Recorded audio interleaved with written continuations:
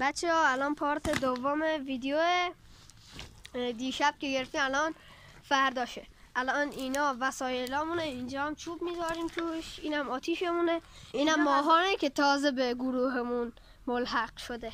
اینجا قراره میز درست کنیم، دو تا اینجا اینم جای ماهانه. اینم بچه ها آب، فکر بدی نکنید این آبه. بعدش بچه ها ما الان میخوایم از این دیواره که دیشب بود بریم بالا، میخوایم بریم بالا. بعدش چوب ببینید، بعد میخوایم بریم اون ور چوب و خار بذاریم. الان یه دقیقه ویدیو رو کات کنیم. بچه ها دارن میان بالا.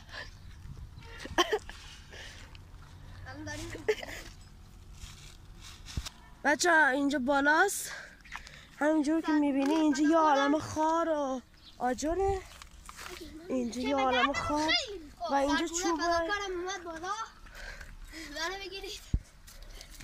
ماهان بیا اینو بگیر. حالا زنبور که دیشب فقط دیدیم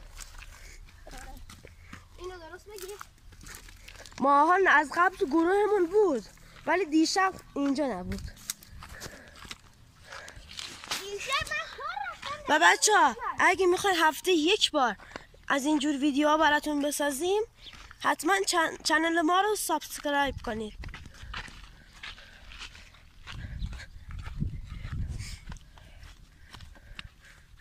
اینجا قبلا یه عالمه بتون بود.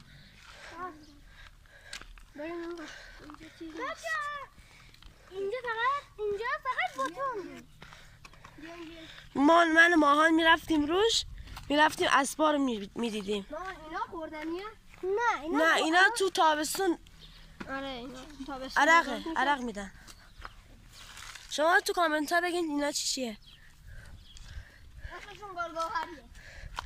ما دهکیه بکنیم گلگوهری. اینجا پر خار مادره. نه چی؟ بچه ها داشتیم خار جمع میکردیم که افتاد همه خارمون. الان سرشو میذاره بچه ها. فقط خدا این چوبو به ما داد، اگر نبود نمیتونستیم خارا رو بکنیم. واقعا چوب خوبیه. بچه ها من خارا رو جمع کردم. ما اینجا وسطشو میذاریم، اینجا یه پر که میدیم میشکنه. چیز خوبیه، خلاصه خیلی چیزه. به در بخوری. بچه ها چون الان در دستمون نیست. بعد من یه جایی خار جمع کنیم.